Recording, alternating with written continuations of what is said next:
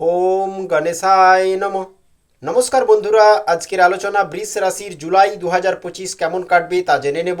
চলুন জেনে নেওয়া যাক।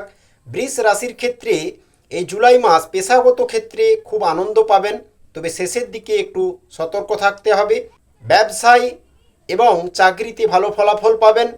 সম্পর্কের দিক থেকে কোনো বন্ধুর কুকথার জন্য সম্পর্কে বিবাদ ঘটতে পারে, তাই প্রতিটি সম্পর্কে ধ্যান দিতে হবে এই জুলাই মাস। পারিবারিক দিক থেকে যদি বলি, পরিবারের সকলের সঙ্গে কিন্তু সদ্ভাব বজায় থাকবে না, তবে শেষের দিকে পরিস্থিতি ঠিক হয়ে যাবে নিশ্চিতভাবে। অর্থভাগ্যের যদি কথা বলি, ব্যাংক থেকে যারা ঋণ নিতে চান সেখানে বাধা লক্ষ্য করবেন। অর্থভাগ্য খারাপ থাকছে, মোটামুটিভাবে কাজ চালিয়ে নেওয়ার মতো অর্থ থাকবে, এটুকু বলা যায়।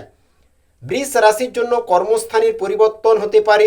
যারা চাকরি করছেন কাজ পরিবর্তন করতে পারেন, এমন সম্ভাবনা থাকছে। মাসের প্রথম দিকে অপরের প্রতি বৈরী ভাব থাকতে পারে। সন্তানের জন্য ব্যয় কিন্তু বাড়বে এই জুলাই মাসে। শরীর নিয়ে চিন্তা থেকে মুক্তি পাবেন। শত্রু ভয় কিন্তু বাড়তে পারে, এমন সম্ভাবনা থাকছে। পাশের বাড়ির লোকের সঙ্গে সম্পত্তির ব্যাপারে আলোচনা থাকবে, বা আপনি সম্পত্তি যদি নিতে চান বা বিক্রয় করতে চান তার জন্য আলোচনা থাকতে লক্ষ্য করা যাচ্ছে। কোনো ধর্মীয় কাজে দান করতে হতে পারে বৃষ রাশির মানুষকে এই মাসে। অযথা কোনো কারণে অপমান কিন্তু কপালে জুটতে পারে। ব্যবসায় কর্মচারীদের নিয়ে বিবাদ থাকবে। প্রেমের জন্য কিন্তু ব্যাকুলতা বাড়তে পারে মনের মধ্যে। সেবামূলক কাজে উন্নতি লক্ষ্য করা যাচ্ছে। অতিথির ব্যাপারে ব্যয় বাড়বে। ভূমি ক্রয়ের সমস্যা কিন্তু থাকছে এই মাসে। শেষের দিকে ভালো সময় থাকছে 28 তারিখের পর। তীর্থ ভ্রমণের জন্য বাড়িতে আলোচনা থাকবে এবং শেষের দিকে ব্যবসায় বড় লাভ সম্ভব, বিশেষ করে 24 তারিখের পর।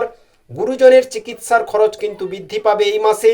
শরীর নিয়ে কিছুটা দুর্ভোগ অবশ্যই থাকবে, তবে একদম লাপরবাহি করবেন না। স্বাস্থ্যগত দিক থেকে ভালো খাবার দাবার খান এবং সময়ে চিকিৎসকের পরামর্শ নিন যদি মেজর ইস্যু থাকে।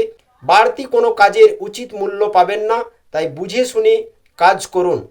সময় অনুযায়ী সিদ্ধান্ত নিন, পরিকল্পনা করে যোজনা বানিয়ে কাজ করুন, কারো প্রলোভনে পা দেবেন না। আইন সম্বন্ধিত বিষয়ে শুক্র সহযোগিতা করবে, তবে এই মাসে কাজের চাপ এবং দায়িত্ব কিছুটা বৃদ্ধি পেতে লক্ষ্য করা যাচ্ছে।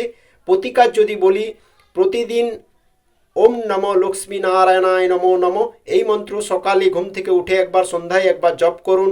পারলে হেডফোন নিয়ে ওম নমঃ শিবায় টোন শুনুন এবং রিপিট করুন। ধ্যানে বসুন। প্রতিদিন শিবলিঙ্গে জল দিন, বেলপত্র, গঙ্গা জল এবং তিল অর্পণ করুন মহাদেবের চরণে। দেখবেন মানসিক শান্তি আরও ভালো পাচ্ছেন, তার সাথে সাথে কাজের উন্নতিও হচ্ছে এবং অর্থ কষ্ট দূরে যাবে।